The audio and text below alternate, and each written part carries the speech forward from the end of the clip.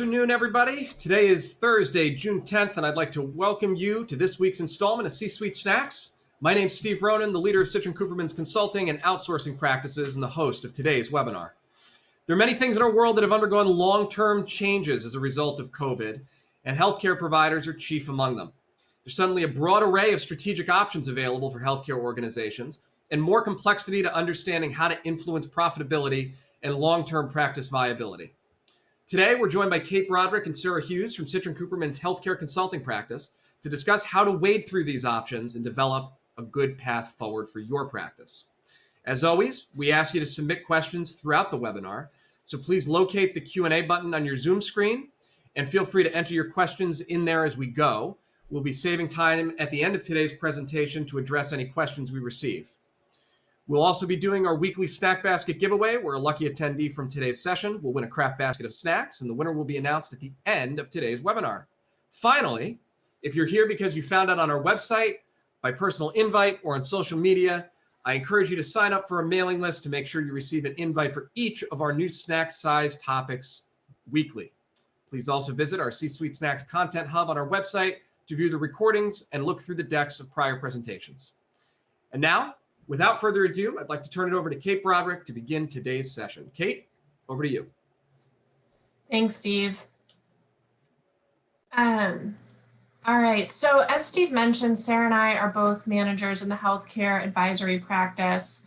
And today we're going to be walking through what we're seeing with our clients in terms of how they're responding to our increasingly post-COVID world, going through what we see as the kind of continuum of strategic options for provider organizations, how those organizations can go about starting to think about evaluating those options, and then, as a next step, how you approach thinking about what option is right for you.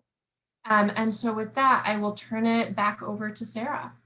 Thanks, Kate. So for this presentation, we wanted to start almost with the end in mind. So for provider organizations, start thinking about what those strategic options for the future are. We recognize the pandemic has drastically impacted physician practices financially, operationally, and strategically. And many of our clients are grappling with how to best position their organizations for continued viability and sustainability. So with that in mind, we typically see 4 pathways providers can pursue along this varying levels of control of the practice, and then the financial impact or commitment required for each of these options. So beginning with highest level of control, we see some provider practices choosing to remain independent. In this scenario, physician leaders maintain decision-making authority over the clinical and operational performance of the practice. You can stay the course, but this also requires pretty significant financial commitment. And as we've seen over the pandemic, the financial impact to provider organizations has been pretty significant, which is why we see a number of organizations evaluating other strategic options. So as you move along this continuum, moving into that strategic partnership option, exploring together, so looking at various partnership arrangements ranging from clinical affiliations, whether that be with other provider organizations or health systems, to professional services arrangements or clinical co-management. We see provider practices looking at options that allow them to retain their independence, but benefit from certain aspects of a partnership, like greater data sharing for population health management, care coordination. So these strategic partnerships kind of are a step into a transaction, which is that merger or sale at the very end of this continuum. We've also seen a number of provider practices look at joining larger group enterprises. So building that kind of number and power, or power in numbers structure, pulling together resources and expertise to help practices grow, improve clinical outcomes, and increase profitability. This type of partnership arrangement, where multiple physician practices come together, whether in a super group structure, a group without walls, can also position those practices for a beneficial transaction in the future. So looking at the long-term goals of those practices, this type of joining a larger group enterprise can be really beneficial if a transaction is an end goal for leadership. And then finally, that liquidity event at the end in the merger or sale, really monetizing the owner investment and the development that has gone into building this successful practice. This type of liquidity event obviously opens access to capital for additional recruitment and growth for the practice. And as we've seen, we have continued to hear over the pandemic, we did see a slowdown of the rate of transactions and deals, but beginning kind of in Q4 of 2020 and even into the early part of this year, we have seen sales, strategic transactions begin to pick up. So we encourage a lot of provider organizations to kind of begin with the end in mind. So understanding truly what are your strategic options can help you move into evaluating what option may be best for you. So Kate, if you'll go to the next slide, we kind of move backwards in this process and begin to evaluate what strategic option is best. And so in assessing these arrangements, we really encourage our clients to look at those key considerations. So, and begin to define what those primary objectives are for your future strategy or partnership. So what do you as a leader of your practice really want to accomplish? How do you want to best position your practice for future growth and success? Then understand the financial and operational impacts of the various strategic options. So if you choose to remain independent, what does that mean from a financial investment perspective? If you choose to join a larger group, how is that going to change operations as you begin to pull together resources, and can you kind of leverage the operational expertise of other practices that you're joining? And in the case of a strategic transaction for that merger or sale option, making sure you have strong representation during the negotiation process. Especially now we've seen the complexity associated with many of these deals and structuring the deal from a tax perspective, making sure you're from the structure of the transaction, it's really tax beneficial, but also making sure there's mission alignment and objective alignment. So you want to choose a partner that you can see for the long term growing together. So again, the strategic options to consider: mission alignment. So look internally at your organization. What are the goals you want to accomplish? What's the mission you've set forth? What level of governance, control, and influence do you want to have in the structure of any of these strategic options? What's your growth strategy? And if you're looking at partnering with other organizations, what's their growth strategy? Making sure there's strong alignment there. And then the financial strength, both of your practice and the organization that you're potentially looking at partnering with. Do they have the financial strength to sustain them in the future?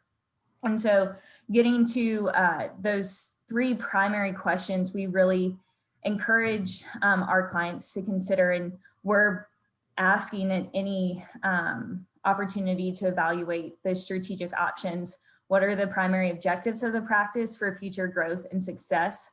What is the current and historical performance of the practice? So really getting a good feel of where you are as a practice. And then finally, what strategic options will help accomplish the defined objectives and are best suited given the performance of the practice. So kind of pulling in those first two questions and then identifying what strategic options best align with how you're performing and what objectives you want to accomplish in the future. And Kate's going to get into that second question, really understanding the current and historical performance of the practice to help you as a leader of your organization really set yourself up for success as you begin evaluating these strategic options. Thanks, Sarah. So, obviously that's quite a lot to consider. So a question that a lot of our clients have is, where do you begin? How do I start thinking about those questions? I know what I want, but what am I really positioned to do? How am I going to get to where I want to go? And what we really encourage our clients to do is to undertake what we call a practice health assessment, which, can sound onerous, but undertaking this type of analysis is going to position you very well not only to remain independent, if that's what you want to do, but to prepare for any kind of future strategic option that might be of interest to you. The way we think about this as sort of a funnel. So you start with your financial performance. Obviously, that's the output. That's the highest level. How's your profitability looking? And making sure that you have, clear controls and clear line of sight into each element of your financial performance. But then digging a step deeper into understanding the operational drivers. So root causes behind what you're seeing in the financial outcomes. Are there patient access issues? How well are your assets utilized? Are you really taking advantage of all of the space and equipment that you have? What does your patient throughput look like? How are patients moving through your practice? And then staffing in particular, and especially coming out of COVID, where we've seen a lot of our clients adapt their staffing model, either up or down, depending on the specialty and the situations in their particular area. How has your staffing model evolved, not just in 2020, but over time? Is it still the right mix of people? Are you overstaffed, understaffed? Is compensation at a market level? Are your providers appropriately compensated, and not just appropriately paid the right amount, but are they appropriately incentivized? Have you set up a compensation structure that's going to continue to drive growth as the economic pressures that we continue to see in healthcare, will certainly continue to grow? And then, are your employees engaged? Are there incentives and systems set up for your employees to really contribute, whether they're clinical or non-clinical, to really contribute to the future vision of the practice? How do they feel about the practice? Are people excited to work there? Are people excited to come back post-COVID? And then the final piece that's really important to understand is, where do you sit in your market? What need in your market are you serving? Is the practice maximizing relationships? Are your physicians building referral relationships? Are there opportunities to engage with larger organizations in your community, building employer relationships?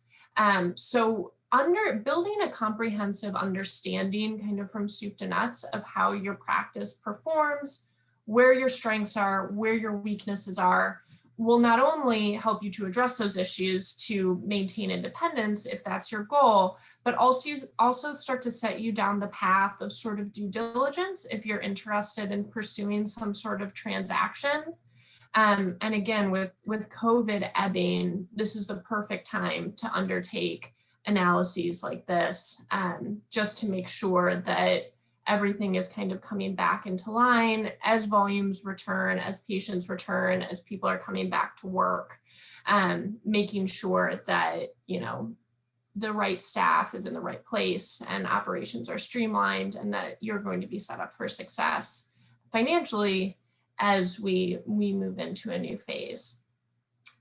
So with that, we will turn it over to questions, if there are any questions out there.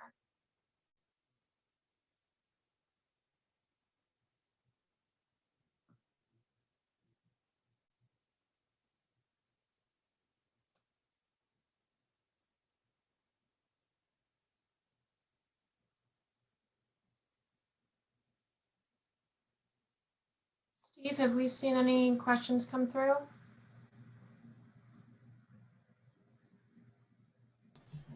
Sorry about that. Some little technical things getting back to you. Thank you, Kate. Thank you, Sarah. So look, this is one of those areas where there's a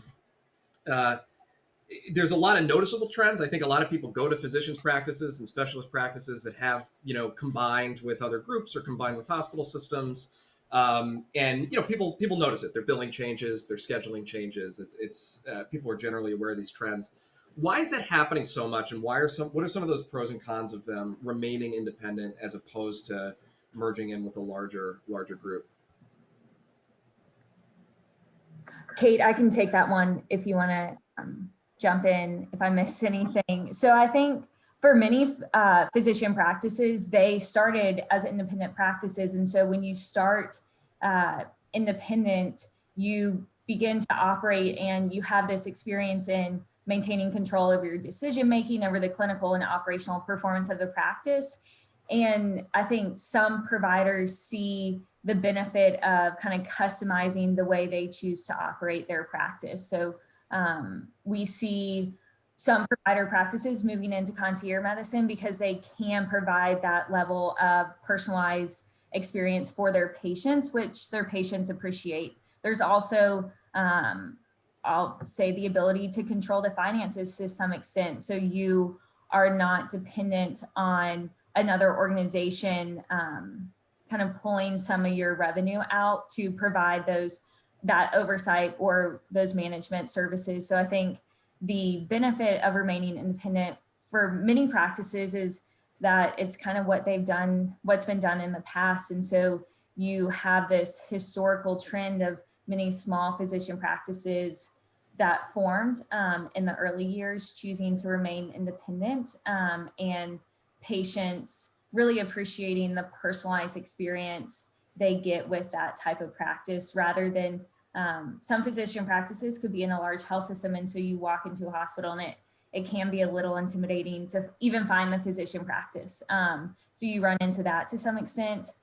But then I will say on the opposite side, we have seen provider practices benefit by joining, I'll say, the larger group enterprise. There is benefit with larger numbers. You can leverage managed care contracting and pull together resources for those management services. And so that back office support that you receive from a larger group enterprise does provide some benefit. Granted, there is the financial handoff. You do have to pay for those services, but rather than going the full hospital employed, health system employed route, you maintain a level of independence while getting the benefit of the back office support with a larger group enterprise.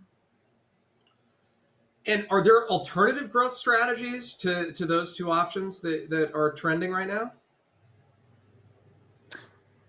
Kate, I can jump in on that.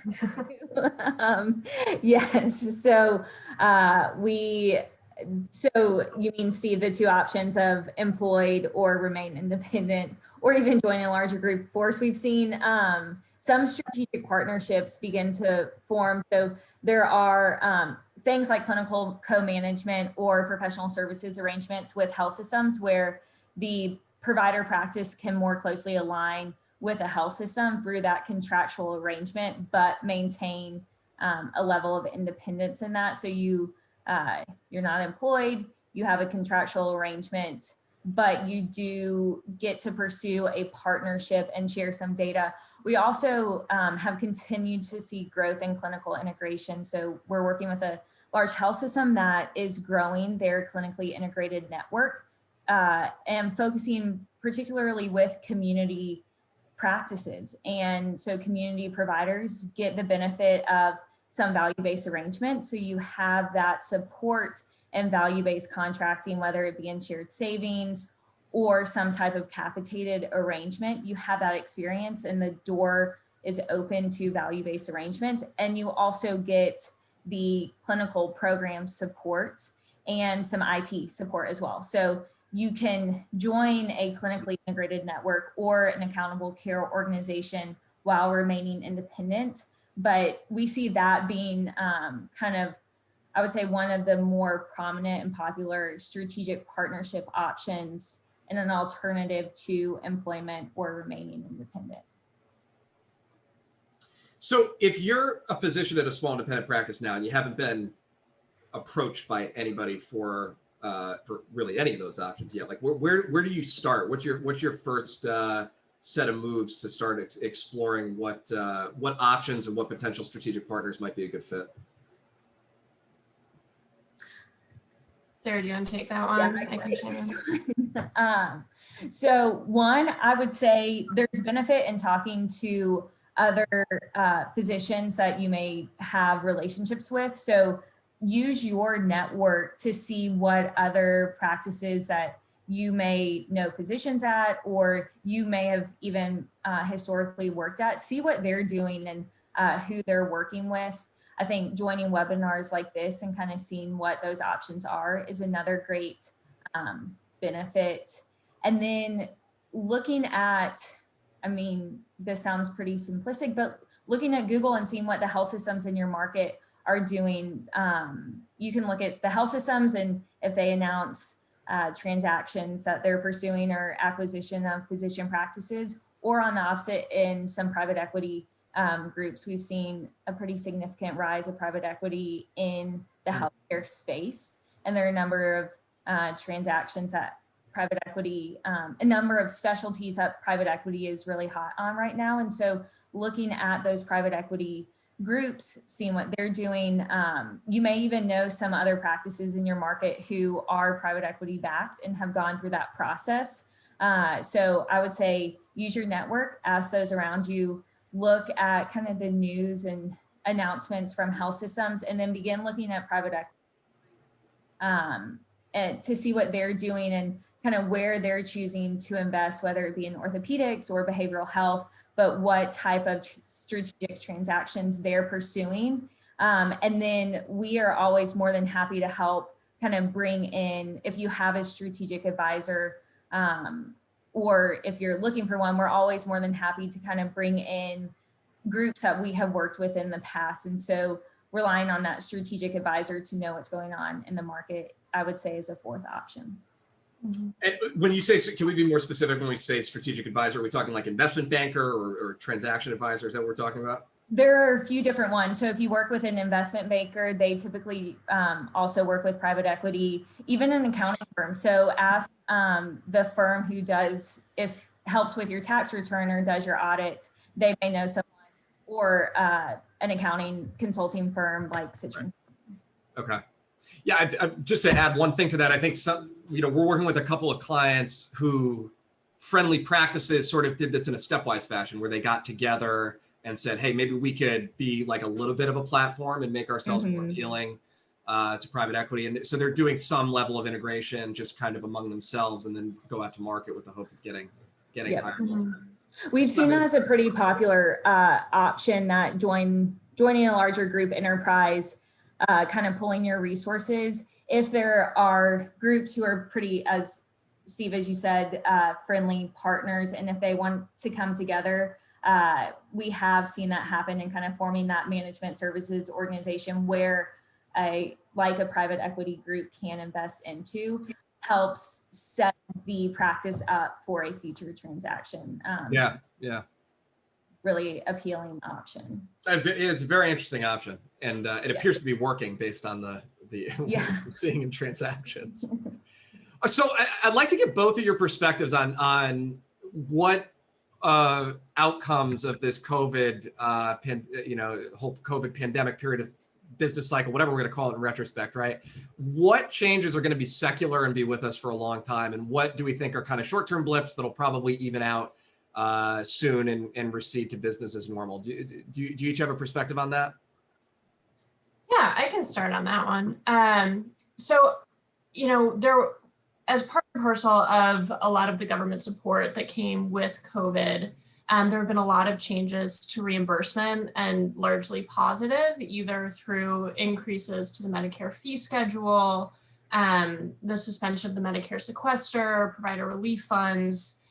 So there's been kind of this artificial sugar rush in a sense to reimbursement, and for both kind of statutory reasons as well as larger trend reasons. I think that is probably going to be coming to an end, end of this year, certainly with the end of the public health emergency, whenever that comes to a close.